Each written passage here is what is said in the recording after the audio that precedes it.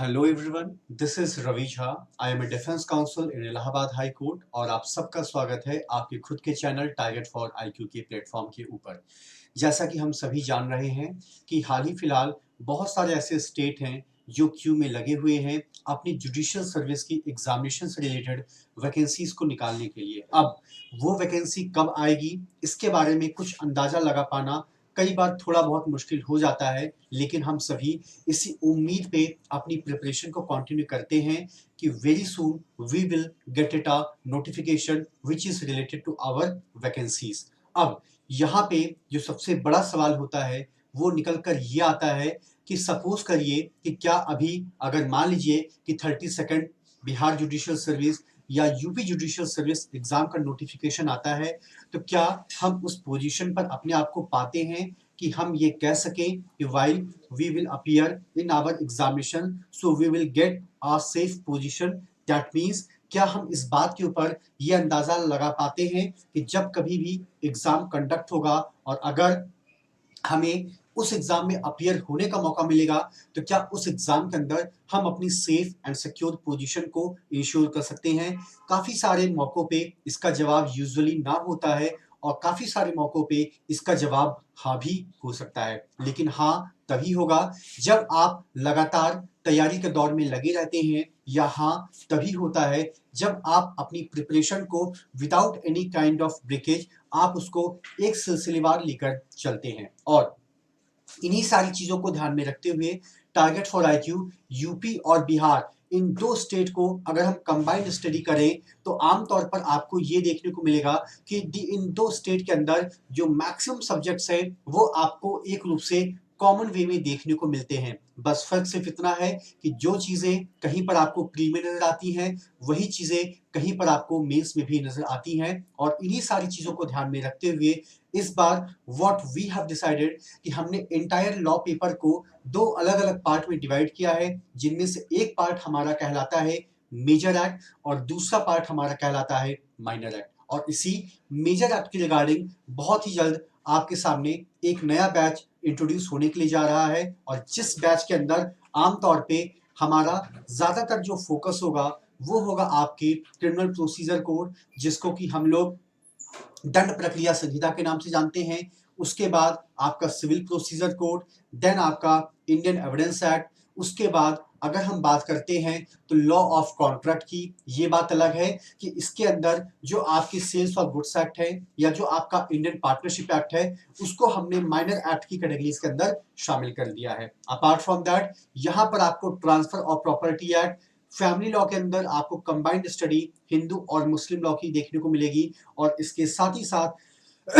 जो आपका constitution law है ये भी एक महत्वपूर्ण रोल अदा करता है आपके हर स्टेट के जुडिशियल सर्विस एग्जामिनेशन को ध्यान में रखते हुए। तो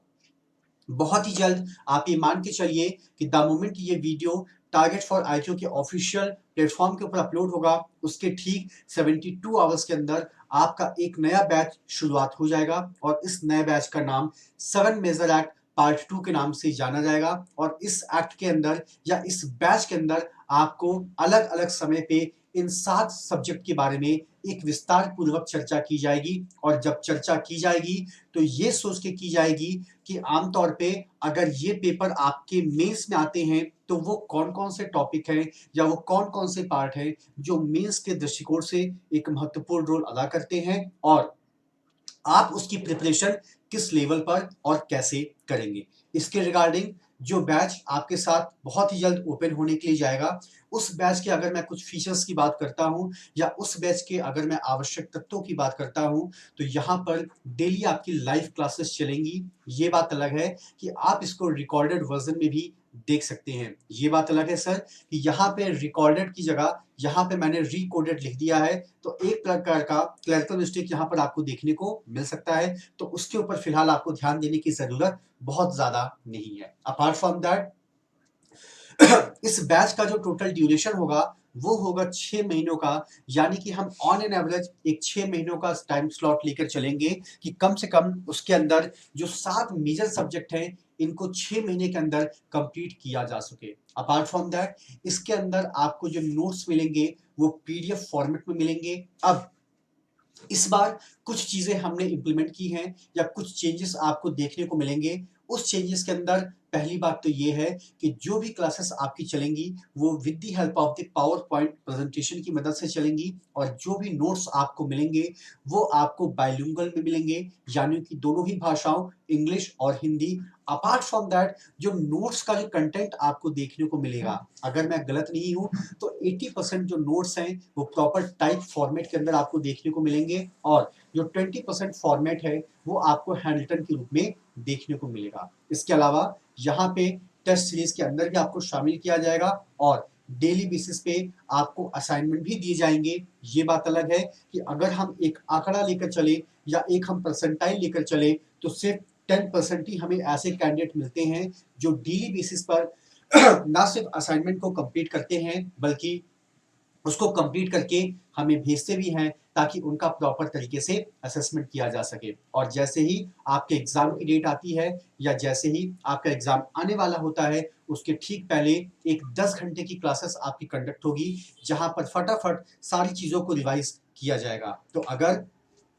आप टारगेट फॉर आईक्यू के साथ अपनी तैयारी के सफर को लेकर चलना चाहते हैं तो ऊपर दिए गए नंबर 7500110314 पे कॉल या मैसेज करके आप इंक्वायरी कर सकते हैं और आप अपने आप को इस बैच के अंदर इनरोल करा सकते हैं। मोस्ट ऑफ द केसेस में सबसे ज्यादा प्रॉब्लम जो हमें फेस करने को मिलती है वो ये होती है कि सर हमने जस्ट अभी बैच ज्वाइन किया है और हमारे एक या दो सब्जेक्ट छूट गए हैं। तो पहली बात ये कि इस एप्लीकेशन का सबसे बड़ा जो पॉजिटिव इम्पैक्ट है वो ये है कि आपकी कोई भी क्लास मिस नहीं होगी। अगर वो क्लास किसी वजह से मिस भी होती है तो उसका रिकॉर्डेड वर्जन आप इजी वे में आने वाले 1 साल तक आराम से एक्सेस कर सकते हैं without any kind of hindrance. और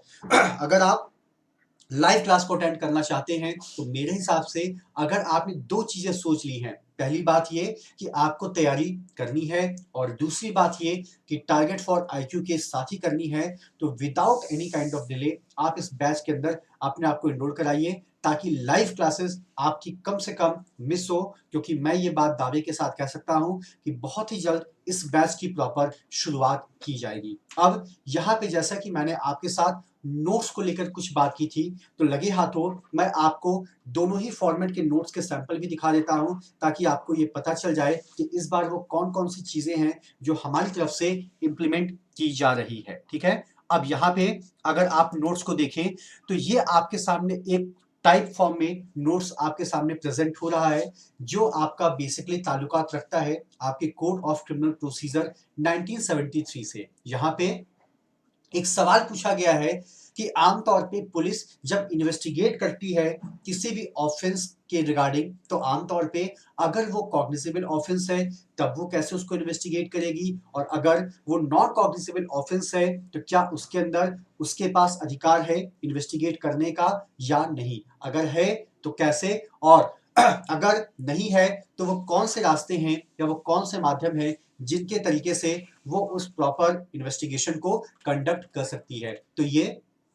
सिर्फ आपके साथ मैं एक सैंपल शेयर कर रहा हूं ताकि you can easily get it know कि इस बार जो आपको नोट्स का जो फॉर्मेट देखने को मिलेगा वो आपको किस रूप में देखने को मिलेगा। यानी कि यहाँ पर जो इंपॉर्टेंट सेक्शंस हैं उनको प्रॉपर हाईलाइट किया गया है, इसके अंदर कुछ इंपॉर्टेंट गाइडलाइंस है उनको भी हाईलाइट किया गया है। अपार्ट फ्रॉम दैट जहां पर हमारे रिसर्च टीम को लगता है कि नहीं यहाँ पर केस लॉज या इलस्ट्रेशन का जिक्र करने की जरूरत है, तो वो चीजें भी इसके अंदर आपको यहाँ पर देखने को प्रॉपर तरीके से मिलती है। और लगे हाथों आइए एक हैंडरिटन नोट्स के सैंपल को भी शेयर कर लेते हैं, जो हाल ही फिलहाल में मुझे अपने ही एक स्टूडेंट के द्वारा मिला है जब हमने प्रॉपर मॉक टेस्ट को अरेंज कराया। तो जो आप लोगों से मैं कहता हूं कि देखिए आप लोगों को लिखने की प्रैक्टिस करनी ही पड़ेगी, उसका कोई विकल्प नहीं है। हम तो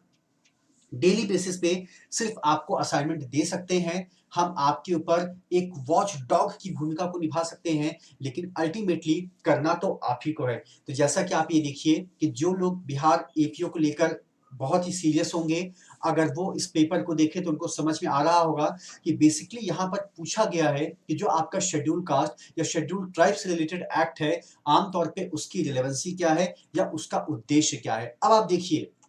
यहाँ पे सबसे पहले तो उन्होंने इस क्वेश्चन को बहुत ही सलीके से लिखा, उसके बाद इन्होंने प्रॉपर एक हेडिंग डाली, जिस हेडिंग को इन्होंने नाम दिया इंट्रोडक्शन। इंट्रोडक्शन के पार्ट में इन्होंने आखिर बताया कि आखिर इस एक्ट को पैदा करने की या इसको लागू करने की जरूरत क्या थी। उसके बाद हम इसकी रेलेवेंसी पे आ जाते हैं, जो बात करता है इसकी नीड के रिगार्डिंग। उसके बाद अगर हम अगले पल पे आए तो यहाँ पे अब आपको ये पता चलेगा कि इस एक्ट का जो ऑब्जेक्टिव है वो ऑब्जेक्टिव क्या है और वो आपसे क्या कहने के लिए जा रहा है। अगर आपको जरूरी लगे तो यहाँ पे आप कुछ केस लॉस का भी जिक्र कर सकते हैं, जैसा कि यहाँ पर इन्होंने doctor Ramkrishna Balotia versus union of India 1994 के केस का जिक्र किया है। और उसके बाद आपको हर सवाल के अंत में एक हेडिंग डालनी होगी and that heading is known as the term of the conclusion. और इसी तरीके से आप देखेंगे कि नंबर ऑफ स्लाइड्स या नंबर ऑफ नोट्स आपको देखने को मिलते हैं। तो जो हमारा असाइनमेंट वाला जो बैच होता है ना, उसमें भी हम यही कोशिश करते हैं कि एक नोट्स तो हमारी तरफ से आपको मिले और हम चाहते हैं कि जो दूसरा नोट्स है वो खुद आप बनाएं, और ना सिर्फ बनाएं बल्कि आप उसको रिटन फॉर्मेट में करके हमें भेजें भी, ताकि हम उसको देख सकें और अगर उसमें लगता है कि नहीं वहां पर कुछ चीजों को इंप्रूवमेंट करने की जरूरत है तो उसके रिगार्डिंग भी आपको चीजें शेयर की जाती हैं। So it's all about the today's topic which we were discussing. और वो बैच जो बेसिक ऑब्जेक्ट है वो है आपके आमतौर पे इसका 7 मेजर एक्ट का। तो अगर आप इस बैच को हमारे साथ कंटिन्यू करते हैं तो इसके अंदर हर वो चीज जिसका जिक्र मैंने यहाँ पर किया है एक सब्जेक्ट के रूप में, हर एक चीज जिसका जिक्र मैंने यहाँ पर किया है एक एसेंशियल्स के रूप में, वो सारी की सारी चीजें आपको देखने को मिलेगी। Thank you so much to all of you for all your love and support to the team of target for IQ। Thank you so much.